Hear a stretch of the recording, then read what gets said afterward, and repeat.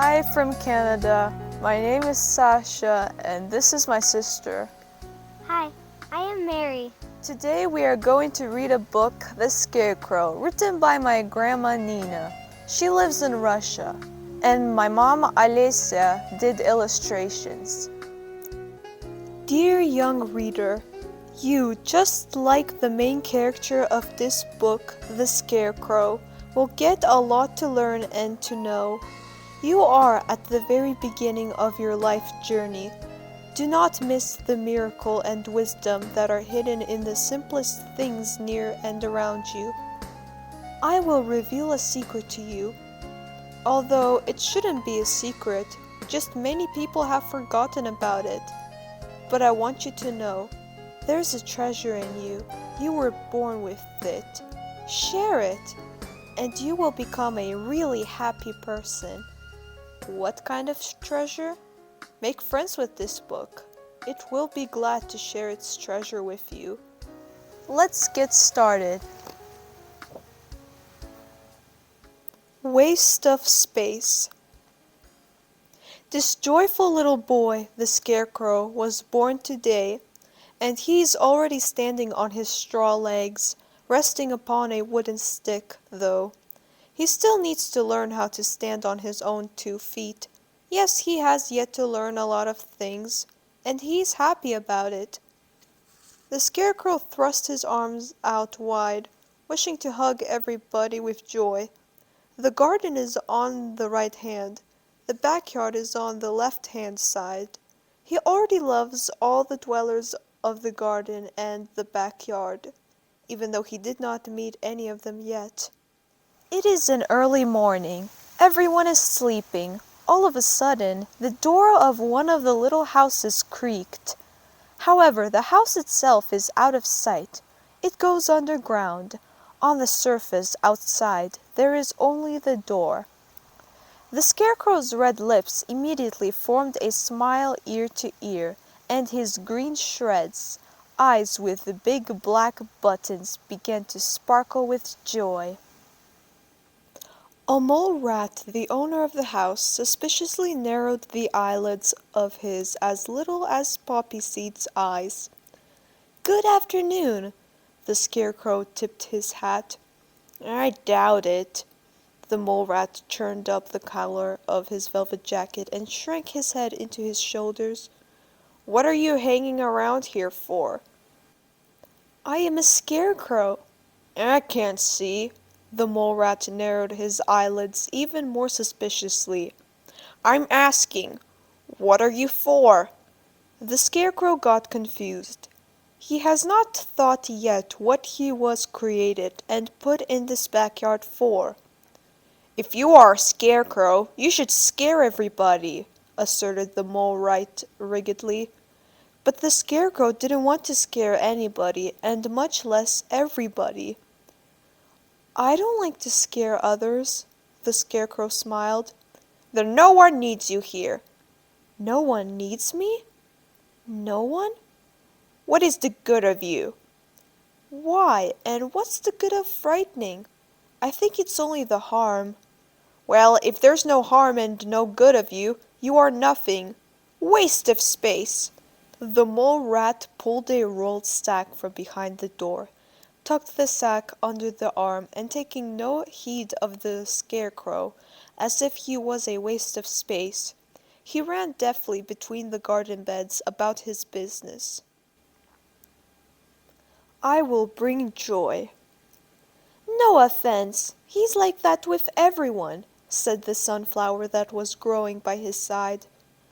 No, I'm not offended," cheerfully answered the Scarecrow. "I was just thinking, what for was I created, indeed? There's some good of everyone." "Not of everyone. For instance, the mole rat cannot get along, even with his own kind.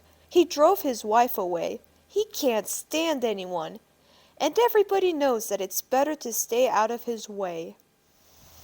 But the Scarecrow was placed just in front of the mole rat's house. The Scarecrow turned towards the sun and opened his golden yellow crown. The Scarecrow got excited to have such a sunny neighbor.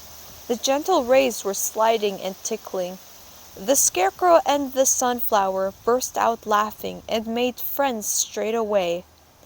And why is he the way he is? The Scarecrow was still thinking of the Mole Rat. Because he can't see the sun. Right. When there's no light in somebody's life, there's no joy, agreed the Scarecrow. Only the darkness.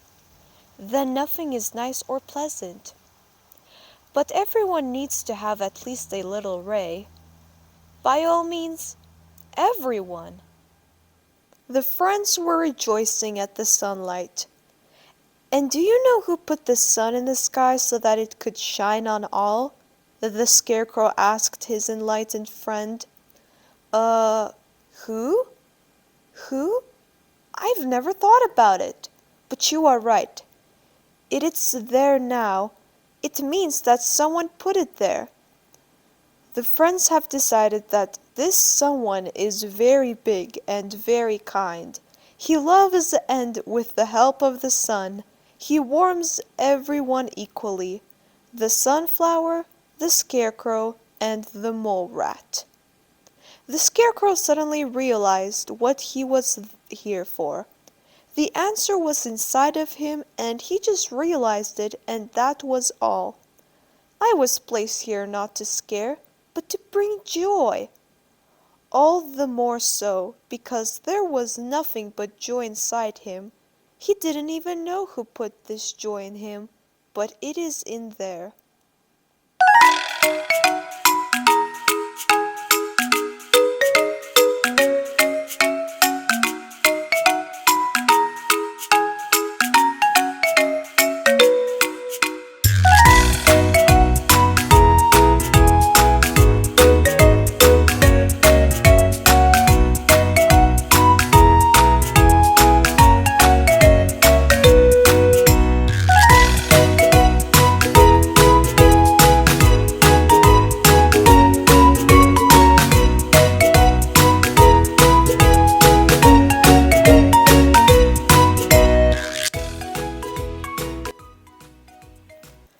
Who is afraid of what? I didn't mean it. I really didn't want to scare them, the Scarecrow confessed to the Sunflower. Why did they get scared? Who are you talking about? Who did you scare? A little moth and the mole rat. The mole rat got scared of you? Wondered the Sunflower. He was returning with a sack tonight, and he suddenly got rooted to the spot when he saw me. I took my hat off as usual and said that it was me and he had nothing to fear. Only then he woke from his stupor, spat and saying nothing. He disappeared behind the door. The mole rat is a well-known thief. He is afraid of being either caught by a man or trapped. And the little moth even burst out crying from fear. The Scarecrow was upset. I know this naughty moth. He likes flying till night. That's why his mom frightens him by scary bedtime stories about ghosts. It appears that the mole rat thought I was a man, and the little moth thought I was a ghost? Ah, how could this happen? I didn't want it. Don't be upset. It's not your fault. They were not afraid of you. Each of them was afraid of his own fear that is inside of him. Can it be true? During the very first few days, the Scarecrow got acquainted with almost all the dwellers of the fruit and vegetable gardening kingdom. Even the birds were not afraid of him at all. Just the very first day, they were cautious and needed a lot of watching. But he was waving and inviting them, so the next day they were getting closer. Some of them even would sit on his shoulder or his hat. The Scarecrow was not scary at all. In his very white sky blue shirt and kaleidoscope-like variegated patchwork vest, he was a real fun. But the main thing was that his cheerful nature and big smile were drawing everyone to him like a magnet. Talkative rooks, cheerful jackdaws, and starlings were telling the Scarecrow about the amazing countries, from where they came back not so long ago. The rook, shining with his bluish-black plumage, while walking around the straw man, was filled with admiration for the jungles of Africa, and the shifty and clever jackdaw was chanting the praises of India. Bugs, worms, and caterpillars were listening to them and kept exchanging glances with distrust. Can it be true? No, it can't. I personally know the bird of paradise, the jackdaw was assuring them. And the Scarecrow was listening to them with his eyes and heart wide open.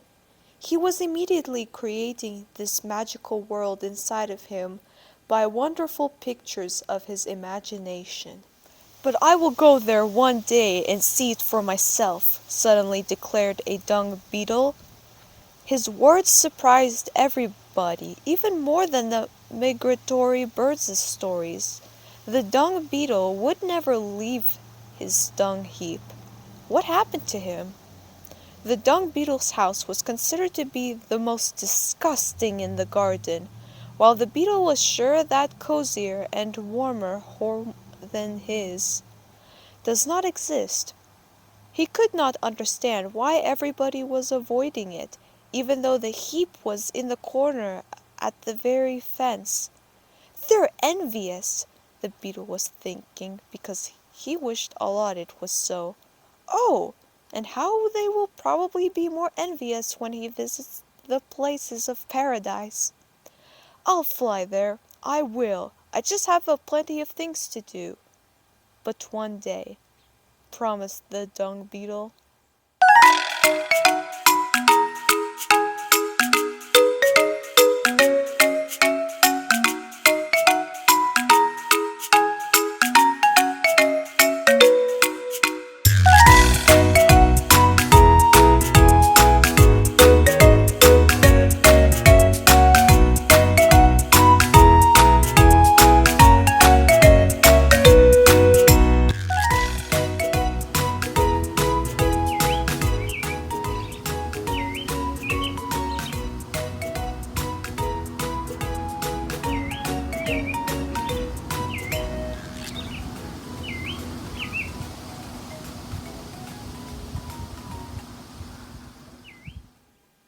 Everyone is happy in the place where he belongs. Days passed, weeks, but the dung beetle did not leave his heap. One day Swallow sat down on the fence. "Tell me about the places you have been to," asked the Scarecrow. And the swallows told him about an incredible country across the boundless sea. Anyone who at least once has seen this place will never forget it, and will daydream about it.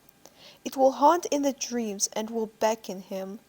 The one who has seen the Paradise Garden cannot stay the same. Those who have wings out to visit the place. "Yes, yes," said the dung beetle. "I'll fly over there soon." When it almost got dark, the dung beetle crawled under the fence and found himself at the edge of the ditch.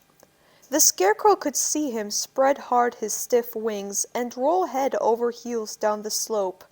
The whole night the dung beetle was climbing up, and when he clambered up, he was telling everyone what soft emerald grass and fabulously fragrant flowers are in the faraway country.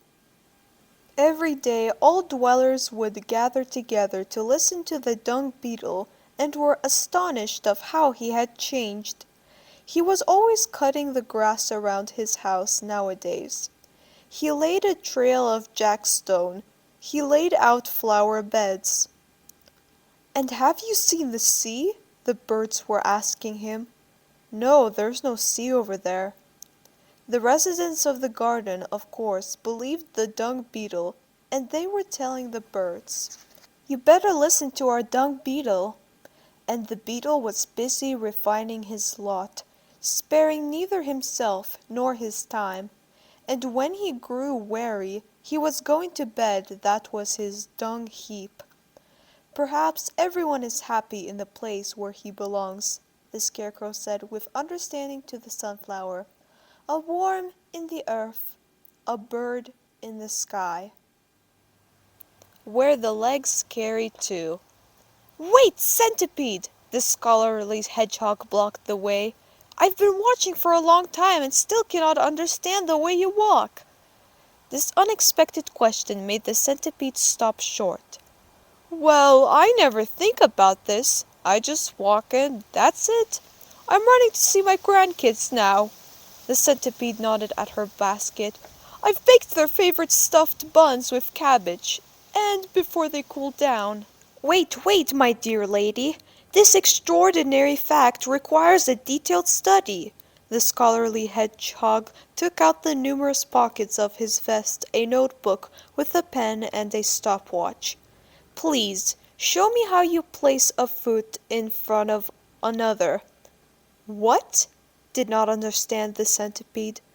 Well, with which foot do you take the first step? With which one the second one? The third and so on and so forth. Please, walk, walk. The centipede agreed in the name of science to conduct an experiment. She put the basket aside and after thinking for a while, cautiously took a step. In order to take the second step, she had to think even longer, and while taking this third step, she stumbled and almost fell down. Let's start over again, asked the hedgehog. Please, please. So, go! The centipede took a couple timid steps and rolled over on one side. Stand up! Stand up! And please start it over again. I need to describe it in every detail. I didn't observe how your ninth left foot moves. One more time. Please, please. Enough! Protested the irresponsible centipede, having forgotten about the signs. One more time and I won't be able to walk altogether. Having realized that continuing carrying on the experiment with the centipede was no longer possible, the hedgehog, on seeing the bumblebee, rushed to catch up with him. Hang on, my dear sir, how do you fly? The bumblebee, deep-voiced bumbling, was flying very low and very slowly. I've been watching you and can't understand. According to the scientific laws of the air traffic, you're not able to fly. You are so fat and heavy, but your wings are so small and weak. Was not giving up the scholarly hedgehog. You can't fly. Why are you flying? I'll help you. The scarecrow and the centipede were untangling her feet. The scarecrow took the basket, but the centipede did not move. Let's go. I'll bear company. Oh, I have no idea what foot to start with. The centipede was confused. Don't think about it, the scarecrow calmed her down. Think of the ones you love and who you're hurrying to please. All the way, the centipede kept telling about her grandchildren. They are so naughty, and they like to go all the way around on the cobweb swing. It's totally breathtaking. And how much they adore the grandmother, not less than the cabbage buns. The centipede did not even notice how her feet brought her to the place where she was rushing to following her heart.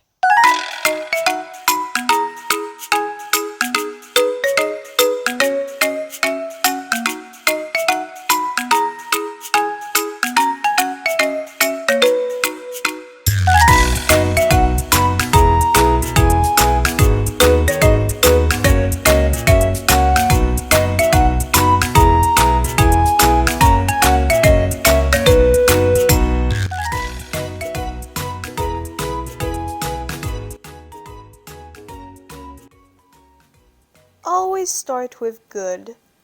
The daisy was a well-known fortune-teller. Many dwellers of the garden and backyard would visit her to find out their fate, although they would always leave awfully upset, if not in tears. Tell me, I'm not loved or I am, wanted to know the bitter radish. You aren't loved, You're loved? You aren't. You are. You aren't loved. The daisy upset the bitter radish. He'll forget. He won't forget. He'll forget, almost cried the forget-me-not flower. They won't grow. They'll grow.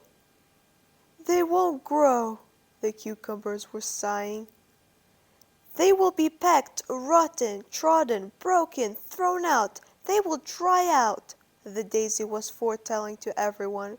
She has become the one who everybody was a bit afraid of. Only the mole rat was chuckling happily. She's telling the truth. Wait, wait. The residents of the garden amongst themselves even started to call the daisy a dark witch. The daisy was white and very nice, though. She also would get upset when it turned out bad, but she could do nothing about it. She had only 7 petals. She was an honest daisy. She would tell just the way it was turning out. Read my future, please, for me, asked the Scarecrow.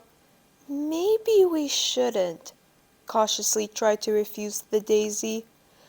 Please, was begging the Scarecrow. I really must know if I'm needed here in our garden or not. Having sighed sadly, the daisy began soothsaying.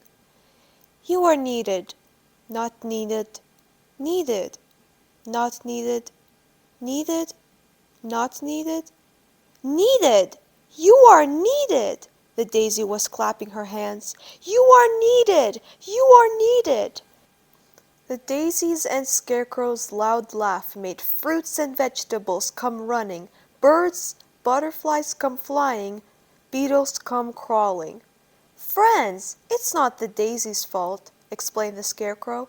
This is all about us. Everybody calls for his happiness and unhappiness himself. You'll get what you are waiting for. That's why I always expect good things to happen, and start with good things. I'm loved, not loved?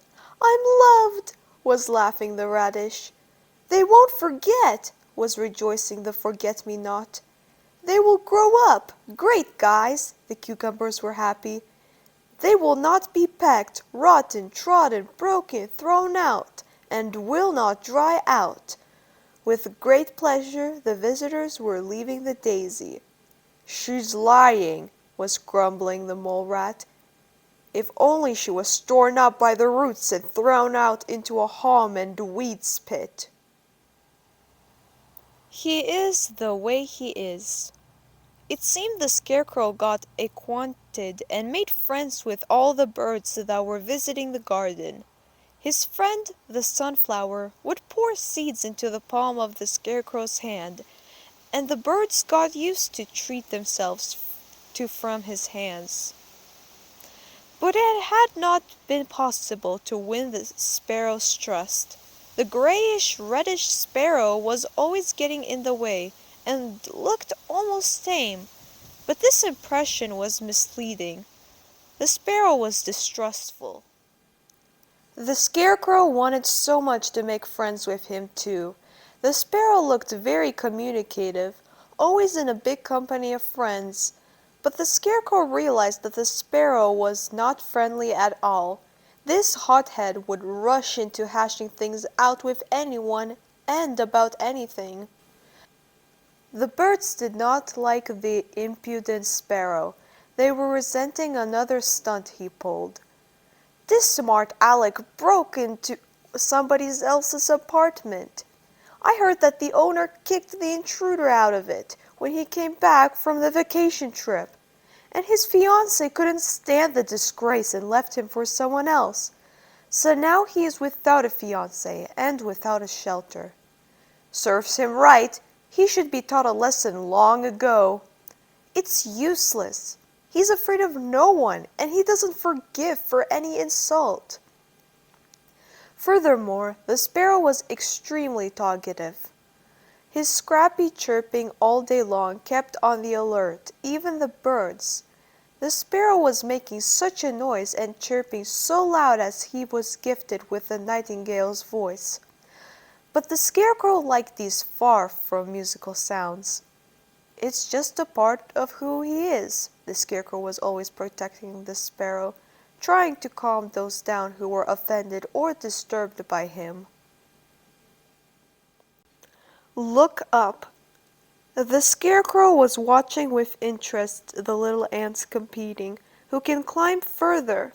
Some brave hearts were climbing up the tree trunk. The higher they were getting, the slower they were moving. Some of them would stop, others would go back. Thus, one after another, they were falling out of the race. Eventually, there was only one ant left. He was indefatigably moving forward and almost reached the middle of the tree trunk. The Scarecrow was sure that with such a tenacity the little ant would achieve his aim, the top end of the trunk. But the agitated mom ant came running. "Kids, go home! Quick, quick! A thunderstorm is coming! We're closing all the doors! Quick, quick! Hurry up!" The little ants formed a chain and obediently followed their mom. The winner had to go hastily down too. When he was already close to the ground, the Scarecrow asked him, "How could you climb further than anyone else? Were you afraid of at all?" "I wasn't thinking about it," answered the ant.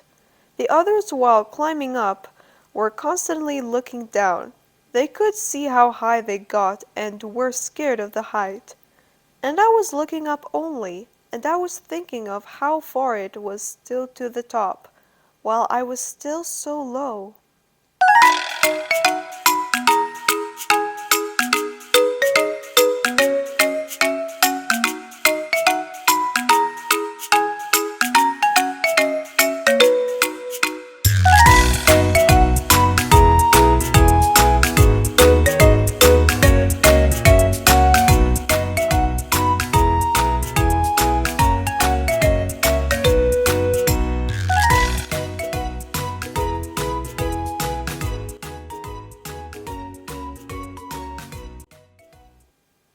No problem. "That's it! It's all over! It's all over! We've been exposed!" A mouse panting came running to her friends with who he frequently was stealing yum-yum for the pantry cellar. "We're dead!" "What's happened? What are you talking about?" asked a fat mouse fearfully. "Don't yell! Tell me what's wrong!" ordered a gloomy mouse. The fat and the gloomy ones were waiting for the scout beyond the garden, and there you are. "The wait is over.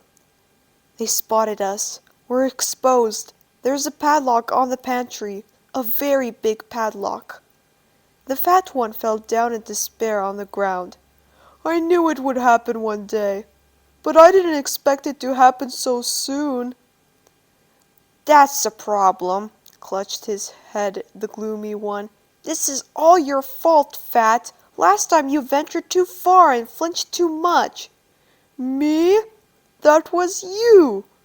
And you too!" The fat was pushing the gloomy. "I'll starve to death now because of you. I don't want to chew only turnip. I like bacon, cheese, grain of wheat." When the rat race quieted down, the gloomy said, "That's quite a problem we've got. That's a problem." "This is a very complicated problem," agreed the scout. "It can be solved only if—" "What?" squeaked the gloomy and the fat in unison. "We can knock the lock down with a brick," after a long thinking said the scout. "Too much noise," disapproved the gloomy. "And what do you suggest?" The scout was anxious. "I won't be able to fall asleep tonight until—" "That's quite a problem," frowned the gloomy. "A manual on lock configuration and opening them is needed now. Hey, Fat, you've been through this before." "I don't remember." "You don't remember? You didn't study, botcher! Bonehead!" The fat jumped on the gloomy, and again the rat race ensued. "I'll go nuts," was breaking them up the scout. "You're driving me crazy. Think about what we should do. How can we solve the problem?" "Oh! Ah! Oh, that's you, Scarecrow." The friends nearly died of fright. What are you afraid of? With a smile, the Scarecrow addresses the mice. We're not afraid. We're not scared. You're not afraid of me, no? You're afraid of a problem. A problem? What problem? Began to bustle about the mice. A problem that doesn't exist. How come it doesn't exist? With no hidden surprise, yelled the friends. They realized that the Scarecrow saw and heard everything. The padlock is open. You can come closer and make sure. The padlock is just hung up on a hook. But from today on, it's going to be locked. That's for sure. Don't let us on. Do not, began to sob the mice. All right, promised the Scarecrow. Oh, thank you, thank you, the little thieves scattered in all directions. Thank you too, said the Scarecrow when they disappeared. What are you thanking them for? The Sunflower was surprised. For what they just taught me. What was that? I understood. There are no problems, except for those that we create on our own. And then we make a lot of fuss about nothing. Shall we believe our dreams? The scholarly hedgehog, lost in thought, was circling the patch where the carrot lived with her family. The carrot prudently shut the gate once she had seen the hedgehog from afar. She knew he would take his measuring tape out and would start his measurements. Then he would be carefully examining with the magnifying glass every single carrot, and he would be writing something in his thick notebook for a long time. "Hedgehog," called him the onion from the neighboring patch, "come over and see me." "Thanks, another time," refused the hedgehog. "It's unwise. If you explored just me, you could learn about the structure not only of this garden, but of the whole universe. Because the whole universe is just like onion. Peel me a layer after a layer, and you'll discover many worlds. You, probably, are sure that our garden is the only inhabited world." "I'm sorry, my dear," sniffled the hedgehog, "but I can't talk to you without weeping." "Well, close your eyes. This way you can see another world as well." "Then I can just fall asleep. But I need to learn so much." "You can learn and explore in a dream too." "In a dream?" The hedgehog was surprised. "This method has never occurred to me. It's an interesting idea." "It's a stupid and harmful idea," grumbled the mole rat, passing by, being in a gloomy mood as always. "How can you believe your dreams? For instance, I'm having the same dream over and over." "Well, it's interesting. What kind of dream, my dear?" "Nonsense! The mountain over there." The mole rat thrust his finger straight far ahead. "And a voice says that there's a treasure. So what? Because of the dream, I have to climb to the top of it," burst out Squeaky, laughing the mole rat. "You have to be a complete fool so that to believe your dreams." The mole rat, chuckling, threw the shovel on his shoulder and went towards the garden.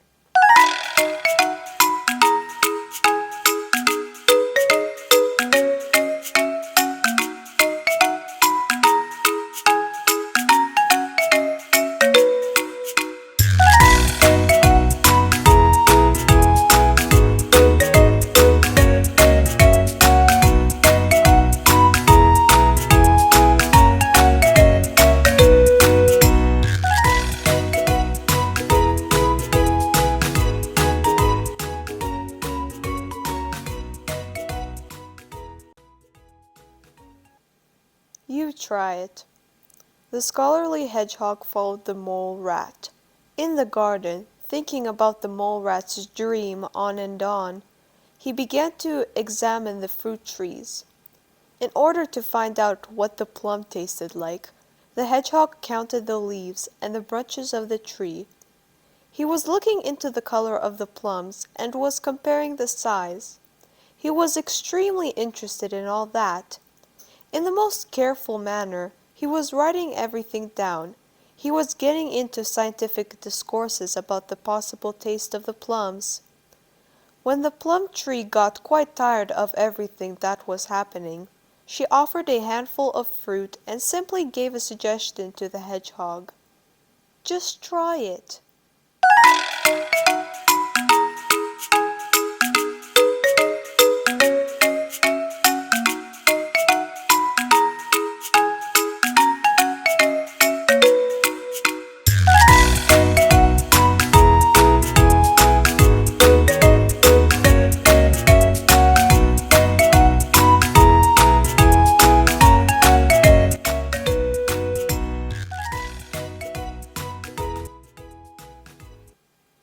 Who is stronger?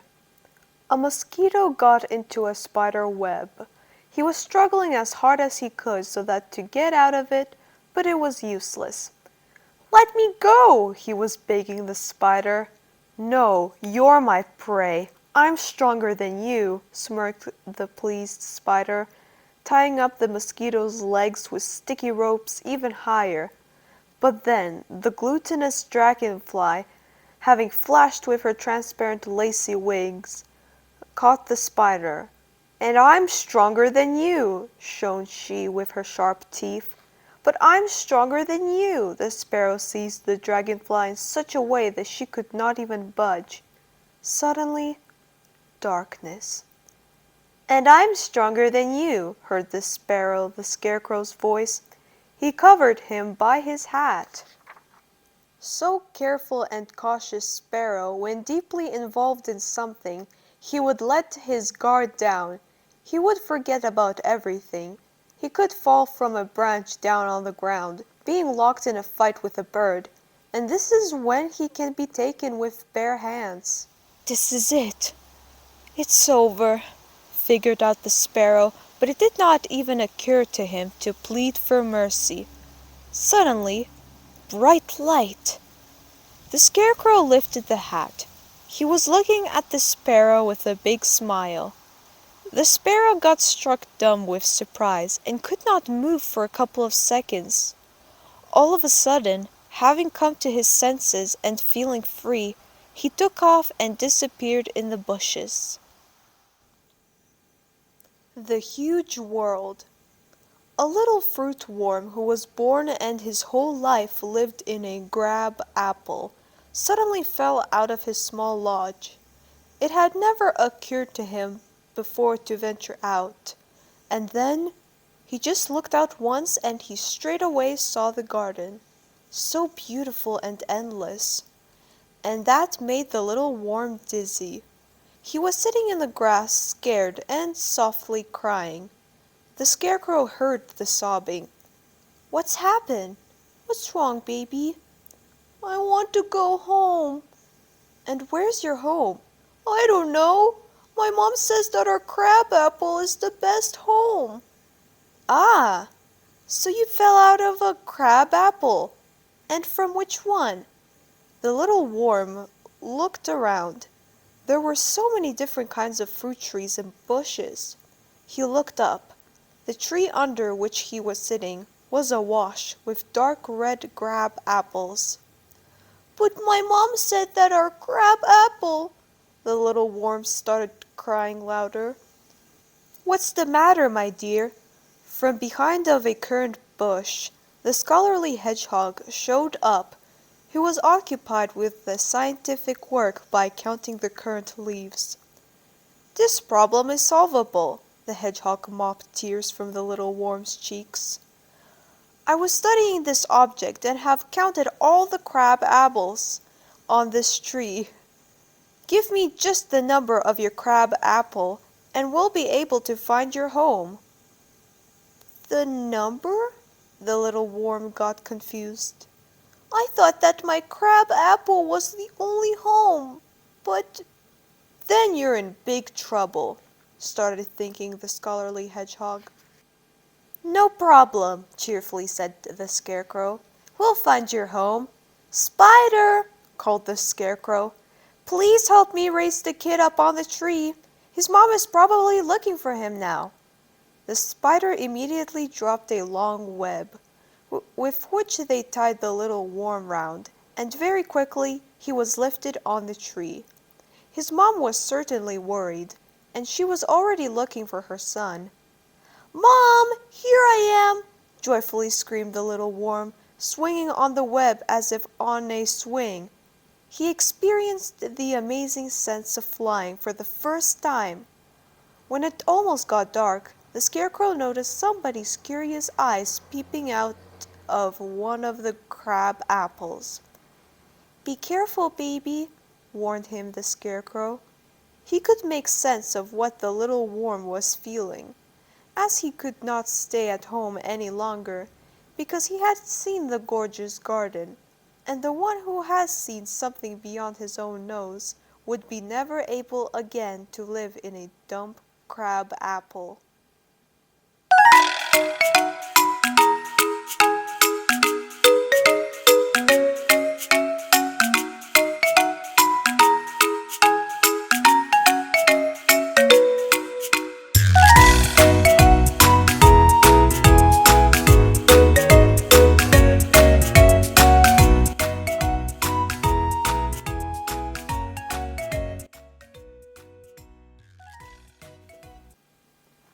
A closed heart.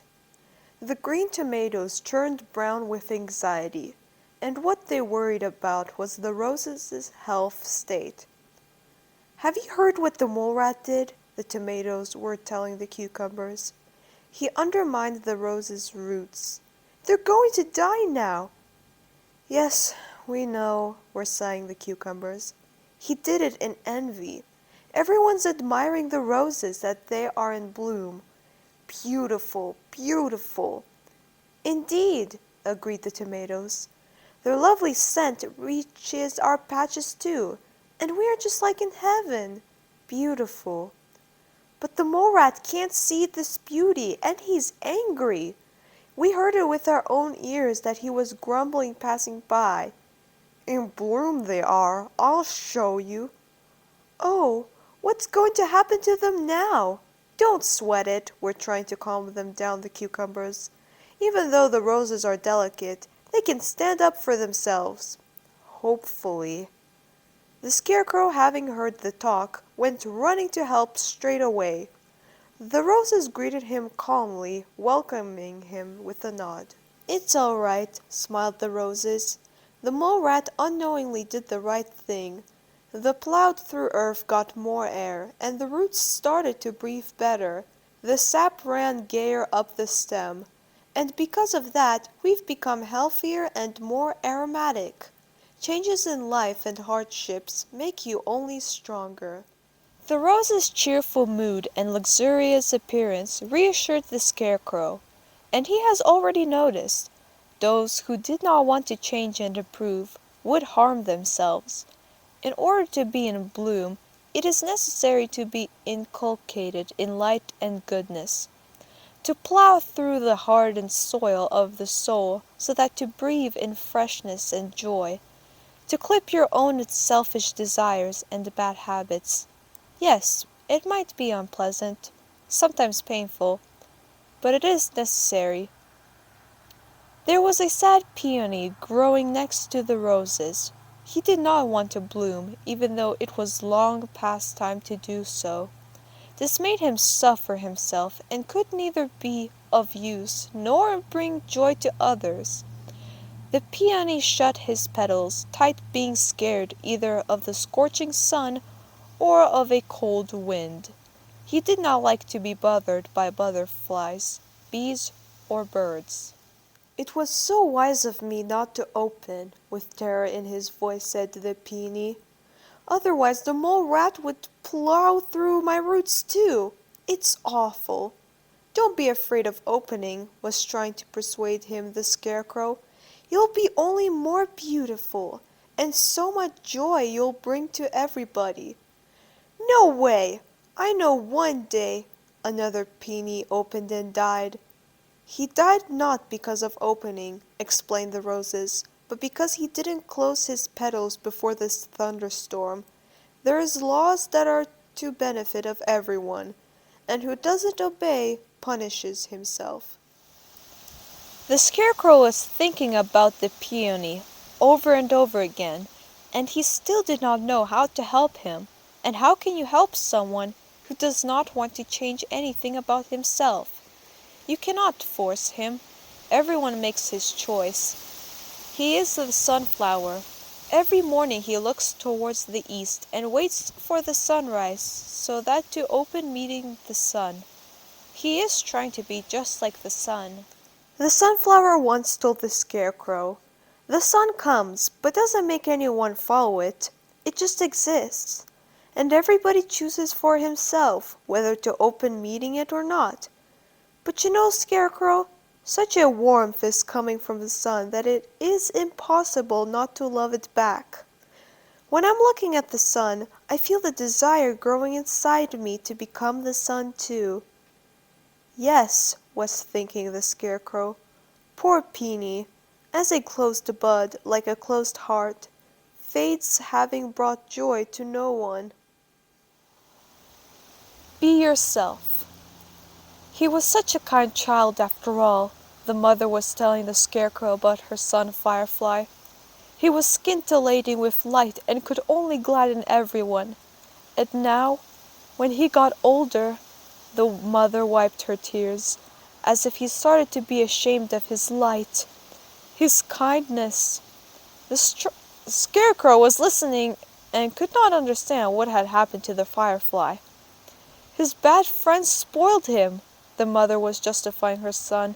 Every day he runs away to another garden and comes back only towards the evening when it's time to turn on the flashlight. He's ashamed of his light. He doesn't want to be different from his friends because, they don't have the light. And who did he make friends with? Was wondering the Scarecrow. The Firefly's mom started crying again, and when she calmed down, she said, "They say that he was seen in a company of lawn and garden pests. But I don't believe it. I don't want to believe. He's not one of the kind."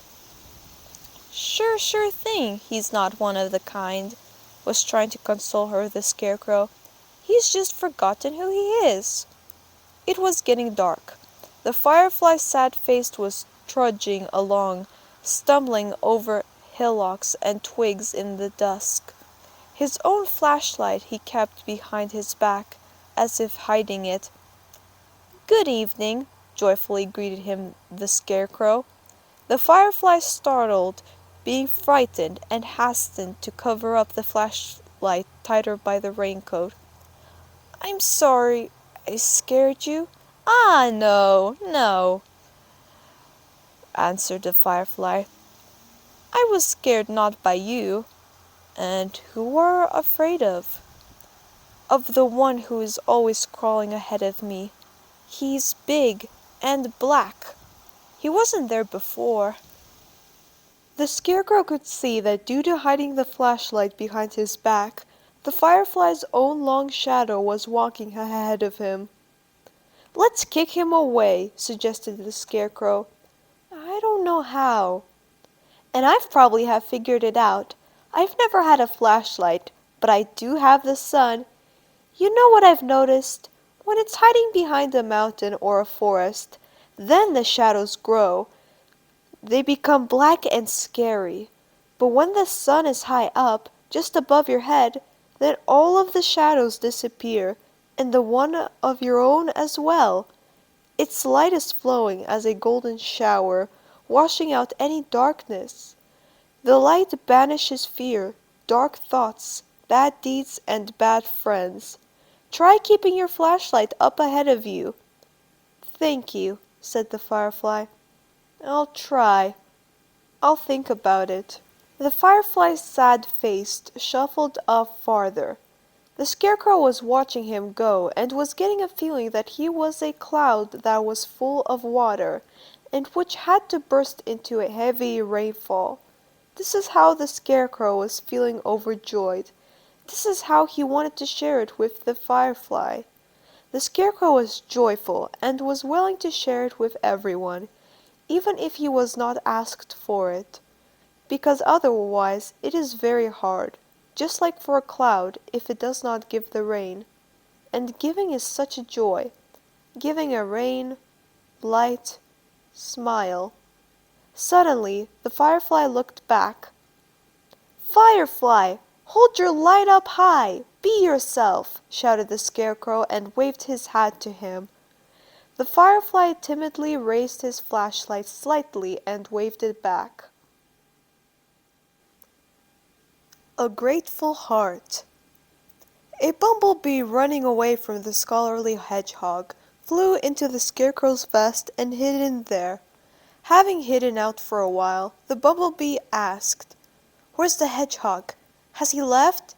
"He's left," broke into a laugh the Scarecrow. "I've got him stuck to my back. Oh, this science! How and why are you flying? According to what laws?" The bumblebee dusted off his shaggy coat, black on top and yellow on the bottom. "I don't know myself how it happens. I'm just flying and flying, as if somebody is carrying me on an airy palm, and I'm just walking along at a leisurely pace, flapping my wings, and that's it." The bumblebee had no time for studying, and far less he would like anybody to study him.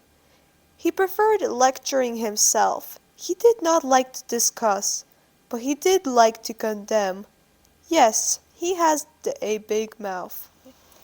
And now having seen a little bee, who instead of collecting honey was light-heartedly circling around the flowers, could not help rebuking, "You must be working and not just idling about." The bumblebee was a hard worker. As early as in early spring, before the bees flew out, he would already fructify the flowers with all his might, not only when the weather was nice, but in chilly days too. Hard work would make him feel hot, and besides, working non-stop is impossible. But if you are not moving, you can stiffen up and fall dormant, and you cannot sleep when you have to do so much. Having got tired, the bumblebee would start doing exercises, moving his wings, running idle, but just moving. "You've got no conscience," the rigorous bumblebee was lecturing the little bee. "Your family is working without raising their head, and you're taking the view of the flowers only." "It's so beautiful, wonderful," was laughing back the bee. "Amazing flowers. Ah, it's fabulous." "Oh, how noisy! Too noisy she is. She's all humming," was resenting the bumblebee, having forgotten how he is humming while flying. "She doesn't know what the honey is yet. That's why there's only admiring the beauty of the flowers. When she goes deeper into a flower and tastes the nectar, then the idle humming will stop." The bumblebee was certainly right, but the Scarecrow knew what the little bee was feeling. The others were working without noticing the beauty around, without feeling joy, and she loved flowers and was grateful for the happiness for everybody that they were gifting. The truth was that everybody was collecting the gift, having even forgotten to thank for it. That was why the little bee was thanking the flowers one for all. And all were working, working, working. It could even happen that they were arguing and quarreling because of the flowers. The bees were almost never flying out of the garden, even to the closest meadows, and the nectar collection was getting scanty. "Let her rejoice," said the Scarecrow. "Her time will come too." "It will, but it's going to be too late. could not simmer down the bumblebee. The summer is so short before you know it, but everyone is out to execute a piece of work during the summer, and everybody has his own task. The Scarecrow agreed with the bumblebee again, but while watching the little bee, he was flying with her in spirit, admiring the flowers, and something inside of him was telling him that the summer was never going to end. One day the little bee returned from a distant meadow. It was hard to recognize her. She was silently performing an amazing dance, telling about the fabulous endless meadows, with abundance of flowers. Without even a word, she conveyed the fragrance of those flowers and the taste of their nectar. She extended the invitation for a festive feast from the flowers, who fell in love with the little bee for her grateful heart. The large numbers of her family members grabbed the buckets and thrust themselves, following the little bee, and she was flying, being conducted by an invisible hand, which was showing the way by its finger. A miracle. The Scarecrow was happy to have such a sunny friend. The sunflower loved the sun so much. He, as a loyal student, was always following his teacher, even in dull days. It seemed that even through the grayish dull clouds, he could still see the sun. "The clouds are temporary," used to say the sunflower. "They come and go. And the sun is always there. Even if it's covered by the clouds for a while, it never disappears at all." Ah, the Scarecrow was so like-minded with his friend. It is like his joy. It just exists and does not depend on either the mood or the weather. Although many residents of the garden were annoyed by the cloudy, rainy days, their mood would take a sour turn. They would be sad, grumbling, and because of that would even get sick. It has been raining for almost a week, but the Scarecrow and the sunflower still were keeping their chins up. They knew that the sun did not go anywhere. It was there. And now it has drawn the gloomy clouds aside and scattered the whole garden with the silvery pearls, clean water drop and in a dirty puddle. "Yes, it's a miracle," agreed his friend. "Nothing can sully or blur the sun, neither the black cloud nor the dirty puddle. How kind it is! It warms and loves everybody in the same way, and it shines in everyone, in kind and unkind ones. But the kind ones reflect its light and warmth. They share them with others," said the Scarecrow. "And the unkind ones keep everything for themselves and don't want to give any of that to others. But anyway, this light isn't everyone. I knew it." The friends' laughing was so rolling that the residents started opening the windows and doors of their houses and looking out. A heavy door creaked. The mole rat popped his head out, looked up at the sky. A pearly drop plopped on the top of his head. "What are you roaring at?" The displeased mole rat shook himself off. "We're not roaring, we're rejoicing," answered the friends. "I don't see any difference." The Scarecrow and the sunflower exchanged glances. "Rejoicing they are," was grumbling the mole rat. "At what?" "At the miracle." "What miracle? Where is it? I can't see." "Here it is." The Scarecrow was holding his arms out towards the mole rat. "Mole rat, you are a miracle. You don't even know what a miracle you are." "Pah!" spitted the mole rat. "Weirdos. Doofus."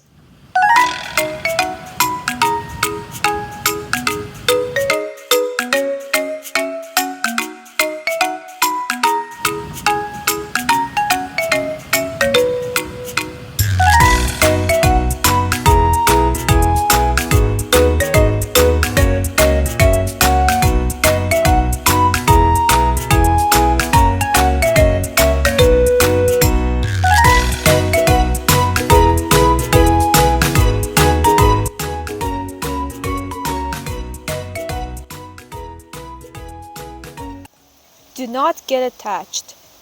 The restless pair did not want to let her children go. The children grew up long ago, ripened, but the anxious mother, just like in their childhood, was still overly worried about them. The pair was constantly protecting them from the wind and rain. Even from the sun she was covering them with her foliage. The kids were growing small, sickly, but nevertheless, it was time for them to come off the parents' branch. "Where are you going?"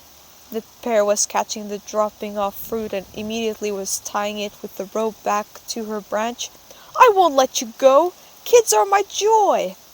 It looked absurd, unnatural, and ugly, but the bear did not want to listen to anything. If only her kids were with her. And the kids were shrinking with boredom and getting dry with sadness, and even the bear did not look happy, even though she achieved what she wanted. "Ah, life is so hard," she was always complaining. "There's no joy at all." "It is weird," was thinking the Scarecrow. "If the children are her joy, then why is she so unhappy? All kids are with her, and she has no joy." But the real joy cannot depend on either the weather, or friends, or kids. It just exists. He could feel it. "You know," once the Scarecrow addressed the pair, who was just fading away before his very eyes, "the joy is such a wonderful thing. The more you share it, the bigger it becomes." "Oh, really?" was surprised the pair. "You give it, but it becomes bigger? No way!" "It's true, really. I know. Here I am. I have no fruit at all, only the joy inside. Sometimes it's just a little bit of it. Then I start sharing it, and a miracle happens. The joy is immediately growing. It's just bursting inside. It's gushing out. I have to hold my hat so that it doesn't fly away. I used to rejoice on my own, but when I shared it, many others were rejoicing with me, and the joy becomes big." Amazing, amazing, was pondering the pair. "And you are a happy one. You have your fruit. You have what to share. Try it. Do you think it'll help?" "It works perfectly. I'll help you." The Scarecrow started to untie the overripe fruits and put them in the basket. "You're free. Live your own life. Be useful and bring joy, because this is what your mom was raising you for." "Yes, yes, exactly for this," gladly confirmed the pair. "How could I forget about it? Thank you, Scarecrow. I've realized that all the sufferings come from being attached. You shouldn't attach anybody to you and get attached to yourself. Ah, it's so good. It's been a long time since I was feeling so unburdened." About the roots. "Do you know what I'm dreaming of the most?" sighed the young herringbone romantically. "Of what?" answered the old fluffy conifer tree that was standing on the other side of the gate. "To happen to be there." The young herringbone was looking delightedly at the evening luminous windows of the house. "I still can't forget that Christmas tree. Last winter it was brought from the wood and put in the center of the room. It was ornamented with balls, colored lights and sparkling tinsels. Brilliant! And so many presents in her honor." "Silly girl," smirked the old conifer. "There was really a lot of sparkling and garbage." "Not garbage," corrected the spruce, "but the tinsel." "Well, yeah, that's what I'm saying. The tinsels and presents. There were many. But she was lacking the most important thing." "Oh, what else do you need if you're a queen?" "A queen for a week." "And why is that?" did not agree the herringbone. "Because the balls and the sparkling are tarnishing soon, having been covered with dust, and the colored lights are getting annoying with their non-stop flashing. The green fern needles are turning yellow, drying out and falling down." "Why?" was wondering the herringbone, who thought that the youth would never go away. Because a New Year's tree has no roots. You have to pay a heavy price for glory and glare, my dear. But for us there's nothing more important than the root. The herringbone could not understand how so unsightly, even ugly roots could be better than toys, ornaments, party poppers, glass stars. She was feeling down, but occasionally she was looking at the luminous windows. It's okay. The old conifer reached out and reassuringly patted the green braids by her soft hand. You're too young. You'll smarten up. The scarecrow agreed with the old conifer. He was watching himself how the fruit trees were getting smarter and even wiser. In the beginning of the summer, they were bragging about their outfits. Look at my pink dress, was boasting the young apple tree. But my white attire is still more beautiful anyway, was admiring herself another one. Ah, I feel dizzy of this exuberant bloom, was laughing the cherry tree. They were grimacing, teasing each other, feeling jealous, and even quarreling with each other. Time passed, and the young fruit trees calmed down because they felt something inside. They started to realize this something is so much more important than the white pink flowers, which fell straight away with the first cold wind. They were carefully carrying a little treasure inside them, and they were rewarded for their patience and diligence. Here they are, the fruits, useful, juicy.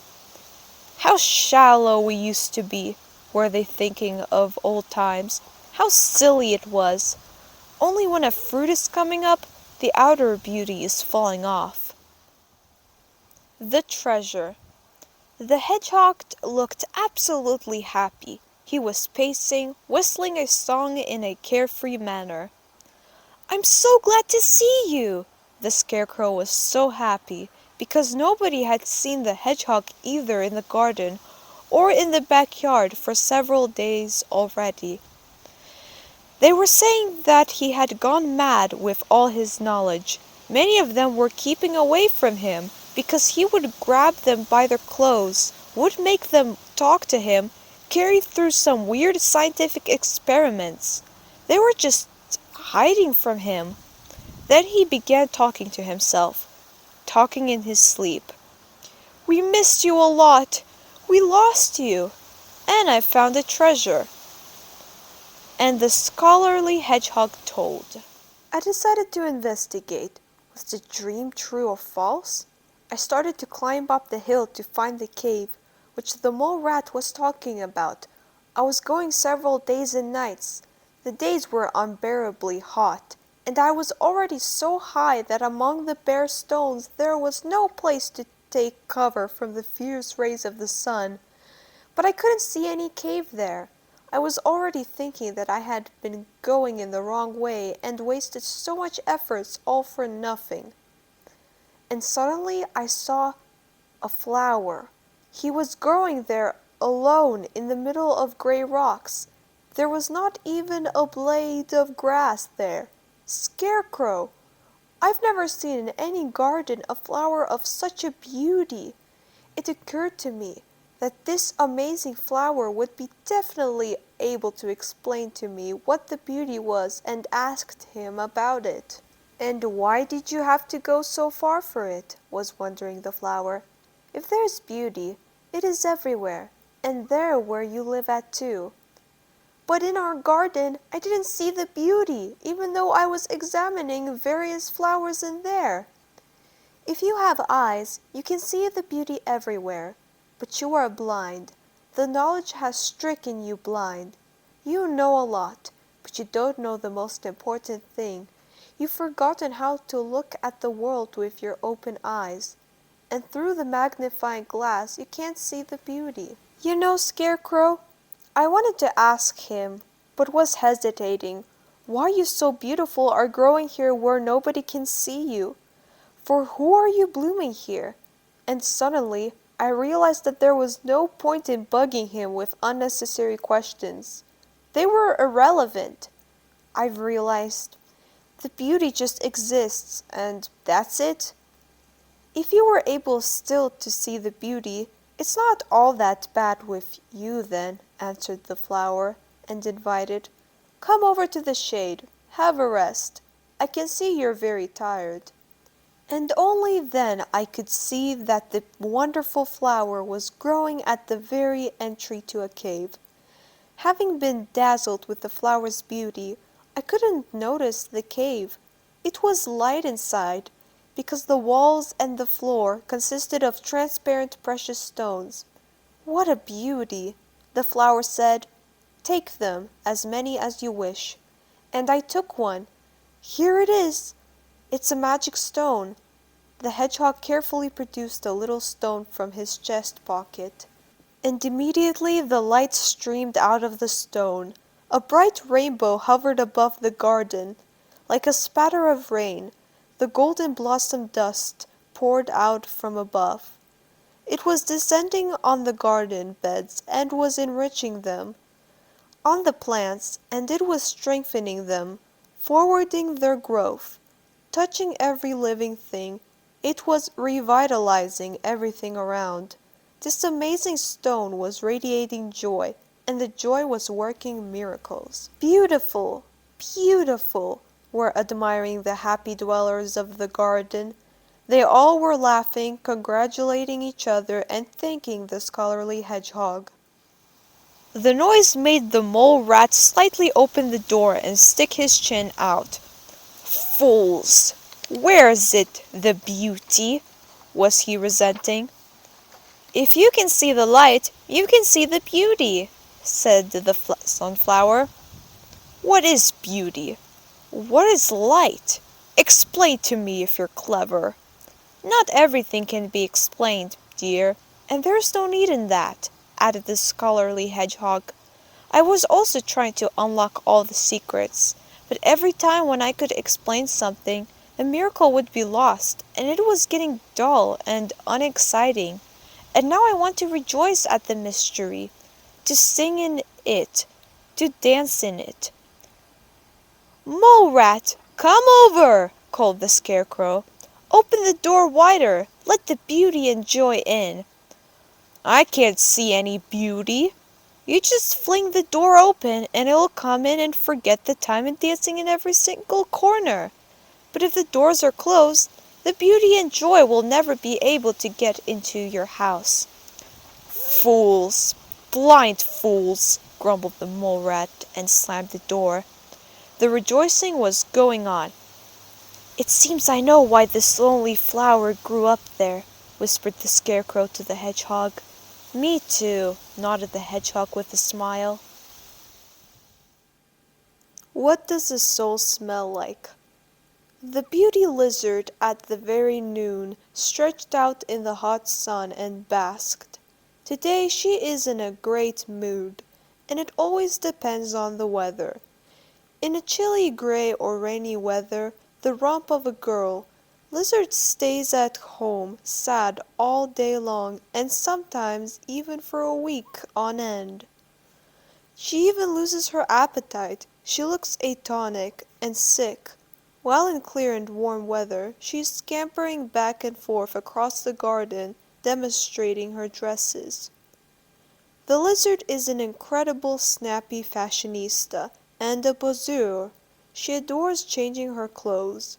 Today she is wearing a green striped dress with black spots along her back. The lizard is turning her elegant head with yellow cheeks around, wishing to be sure that everyone can see her and admire her. The Scarecrow is simply feasting his eyes on the lizard when she's running by. She wriggles going through the greenery like a precious chain, having an iridescent copper golden sheen. Good afternoon! Touching his hat, the Scarecrow saluted the good cutie.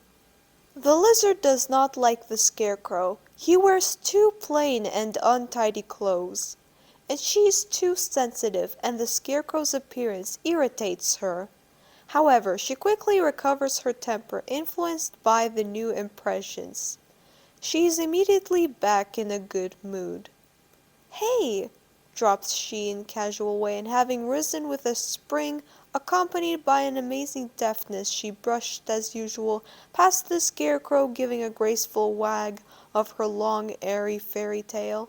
The lizard, refreshing her strawberry lipstick, looking in the mirror, asked the daisy, "Tell me, my fortune." The daisy felt a little bit dizzy with the lizard's heavy perfume, but she was trying to keep her countenance so that not to upset her visitor. The lizard is famously addicted to flower perfumes. She has an innumerable number of scent bottles at home. "You can tell your fortune better than I do," answered the daisy, "but you're killing your gift, your instinct by the perfumes. The excessive attention to your external appearance outdoes the scent of the soul. But everyone has its own smell, even a stone." "Even a stone?" was surprised the lizard. "I took no notice of that." "It has a smell of eternity," added the daisy. "The sunflower, the smell of warmth, and the scarecrow, the one of joy." The lizard, having thought for a little bit, agreed. "If you pay no attention to his clothes, you are probably right. Wait, I'll try it myself. The hedgehog has the smell of knowledge, the mole rat, the one of anger, the dung beetle, the smell of jealousy. Phew, what an awful smell jealousy has." The daisy nodded in approval, and the lizard enthusiastically went on. The sparrow smells like cunning, the centipede like vanity, the cabbage like carefulness, and you, daisy, smell like purity and honesty." "And me?" The lizard looked at the daisy with interrogation in her blue eyes. "Being occupied with some other smells, you have just forgotten the scent of your own soul." "And what is it like? Tell me. Remind me," began soliciting the lizard. "You've got the smell of a fairy tale," enigmatically smiled the fortune teller. "The rest you have to recall yourself."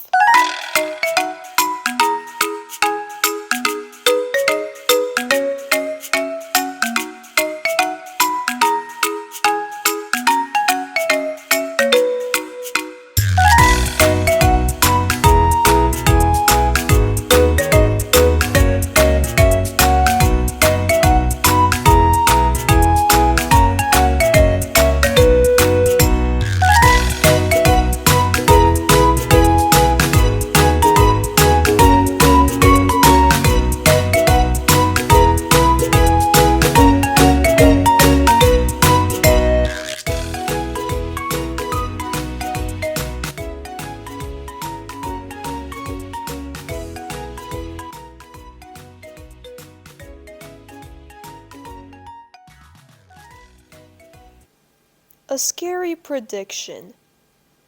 On one of the fine sunny days, the lizard had sprawled out on a hot sun, and suddenly she remembered, as if the stone reminded her.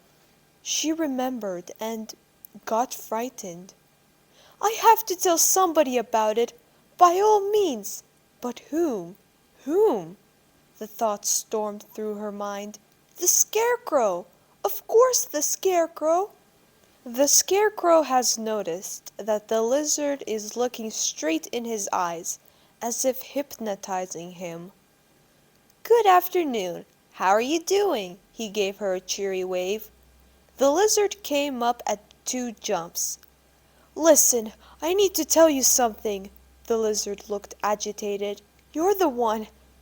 That's what the stone told." Not quite understanding yet, the Scarecrow was listening to her attentively.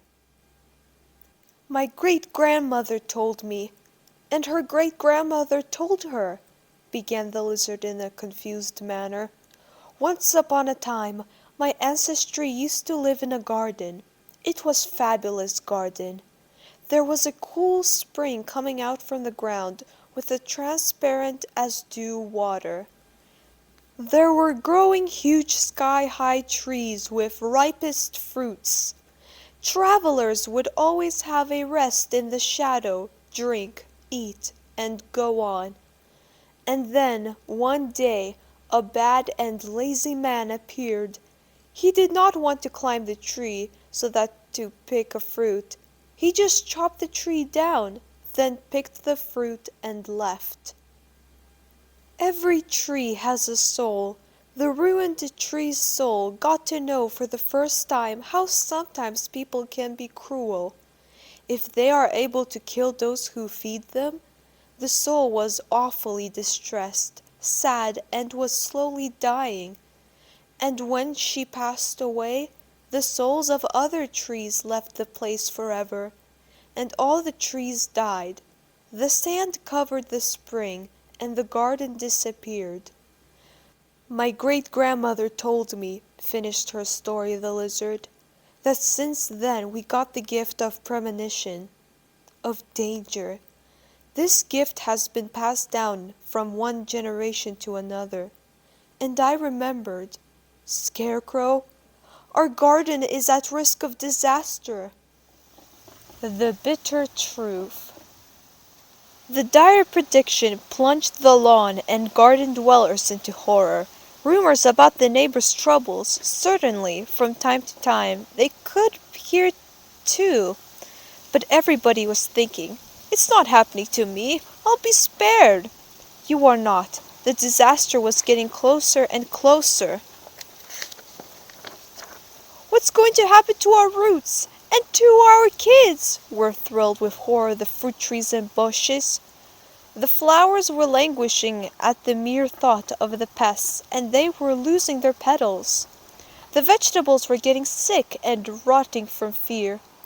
"What shall we do? How can we save ourselves? What did we do to deserve this?" could not understand the sacred residents. "You want to hear the truth?" said the onion. "Yes, it makes your eyes water, but it's the truth. Tell us, tell us." The pests were able to ruin the neighboring gardens and lawns because they found a fertile land there. The land where discord, jealousy, loveless were flourishing.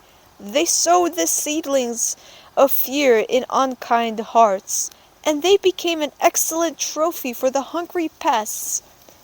"It's the truth, the bitter truth," confirmed the radish, "and we have no real unity."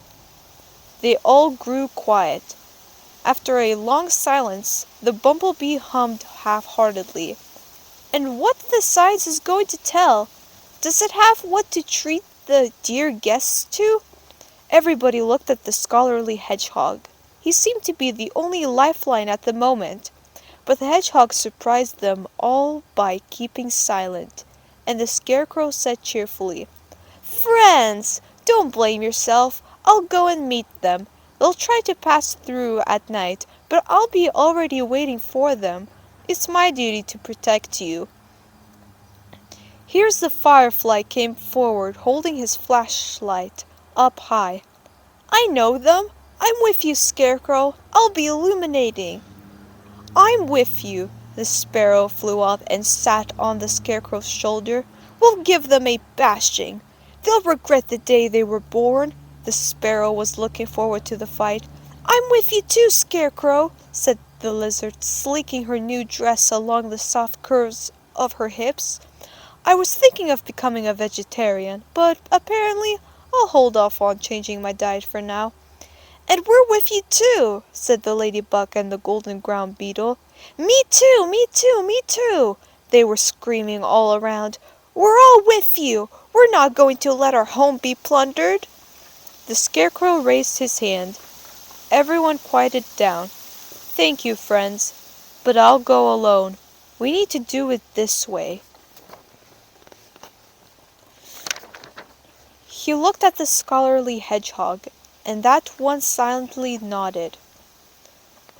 "Okay," screamed the sparrow. "Just whistle if something—" And the little ant prompted. "Above all, look up! Only up!" What is inside you? The Scarecrow was looking at the night sky. He knew that there was someone who trusted and supported him. "How do you think?" the Scarecrow asked the Sunflower, who could not sleep this night either. "If you squeeze an apple, what kind of juice will start flowing out of it?" "Certainly the apple juice," answered the Sunflower. "And out of a carrot?" "The carrot juice." "And out of a tomato?" "The tomato one." The Sunflower was looking at his friend with astonishment. "And out of me?" "Sunflower oil." "Why?" "Right. What's inside you, that's what comes out of you, especially when it's bad, dangerous, when life squeezes. If there's kindness and joy inside, then kindness and joy will come out. If it's maliciousness and fear, then the maliciousness and fear." "Of course," agreed the Sunflower. "You can shake a fruit tree as long as you want, beat it, but it still will be showering only its fruit of you." The Scarecrow and the Sunflower were keeping silent, looking at the sky. "Why do they behave so malicious?" broke the silence the Scarecrow. "So that to spite," answered the Sunflower. "So that we turn nasty too?" "Turn nasty and get scared." Suddenly, the Scarecrow felt awfully sorry for the pests. They are unhappy. There is no joy inside them. Their unhappiness is coming out of them, but there is nothing else. They have nothing else, and they are able of nothing else. It means so that we turn nasty too. But we won't," said the Scarecrow firmly. "Our strength is in joy." The Scarecrow was sure about it. He had a feeling that someone was leading him in the right direction and keeping him away from missing his way. The friends were quietly talking still for a long time. And in the morning, How to win. "Hello, friends!" The Scarecrow, shining a bright smile, was greeting the ones who were courageously standing in front of him, 3 against 1, the uninvited visitors. The leaf beetle, the Colorado beetle, and the garden flea were the gang leaders of the crew pasts. "Look! A friend appeared!" burst out laughing the gang. "You're our enemy!" defiantly stated the leaf beetle. "I feel bad for you," honestly said the Scarecrow. "It's not easy when you have enemies. I don't have them. That's why I have joy." "It'll be over soon," smirked the Colorado beetle. "We're going to be at war with you." "You're not going to be at war with us." "Are you sure?" sneered the garden flea. "Absolutely." The Scarecrow was radiating peacefulness and joy. "With those who are not at war, how are you going to be at war? And we're not at war. Who are you going to fight with, if we are not going to fight?" "How come?" did not understand the pests. "Hey you, Hat! Don't mess with our heads. You are cowards. You surrender without a fight." "I'm serious. We're not fighting with you. We're not even banishing you from here. It's your choice, to stay or not to. But I think it's going to be uncomfortable for you in our garden. You prefer shadow and boring pictures. But here there's a lot of light and joy."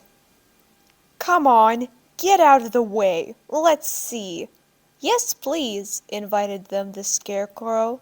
"Look!" He took out of the shirt pocket the stone that was found by the hedgehog in the hills. In an instant, a 7-colored rainbow spread over the garden. Harmonized bird songs began to sound as music. The sparkling blossom dust began to fall down with the gold rain from the sky. "What is it?" "Ah!" were screaming, panicking the pests. "Some kind of unknown poison! We've never tried it before! Ah! It burns! It's unbearable! Run for your life!" The gang took flight. But the dwellers of the garden were paying no attention to them any longer. They were singing and dancing in the garden filled with golden radiance and joy. They were playing with light, interspersing the sparkling blossom dust. It was descending, nourishing the soil, strengthening the plants, and healing every living thing.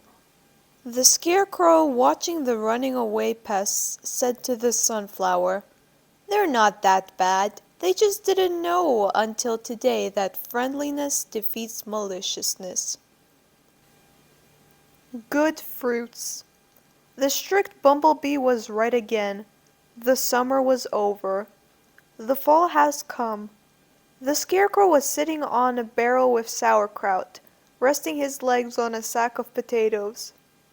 In the pantry cellar, where he was located at from yesterday on, it is cramped due to the rich harvest reaped. There are multicolored jars of pickles, jam, and juice, lined up in orderly rows on the shelves. What reminds of the summer is a warm fragrance of dry herbs, which are hanging in tufts on the walls. The Scarecrow was looking out of the small open window that was almost at the very ground. "It's become empty in our garden," was thinking the Scarecrow, looking at the neatly harvested garden beds and half-shed their leaves trees. Who is so generous that grew all that? Who was watering it with the cloud sprinkle? Who was warming it with the love sun? Who was feeding it with the rich sapful soil so that everyone was in bloom? So many fruits! Everyone brought a good fruit. The Scarecrow was happy for the dwellers of the garden and backyard. But me? I stuck around the whole summer in the garden, and there's no fruit. The Scarecrow looked at the sky. The noisy flocks of birds flew away to warm territories. All of the friends, he was happy for them. They will come return with amazing stories about wonderful countries. He will be waiting for them. "How do you find the way there?" was thinking the Scarecrow. "Who's leading you and keeping you from losing your way? Who is he?" Suddenly, from the sky, like an answer, directly on the straw palm, smoothly floating a feather, came down. It is white silver, as though it fell out an angel's wing. The Scarecrow's red lips stretched in an ear-to-ear smile. "Thank you," having pressed the feather onto his cheeks, whispered the Scarecrow. "I knew it." A heavy door creaked. The mole rat turned up the collar of his velvet black jacket, shrank his head into his shoulders, hiding from the cold wind. He could see at once that the Scarecrow was not on the habitual place. The mole rat was standing and looking at the sticking up wooden pole.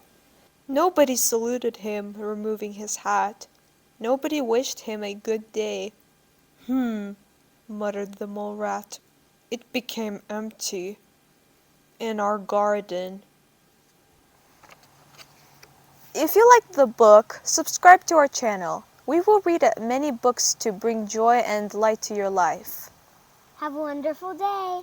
Bye!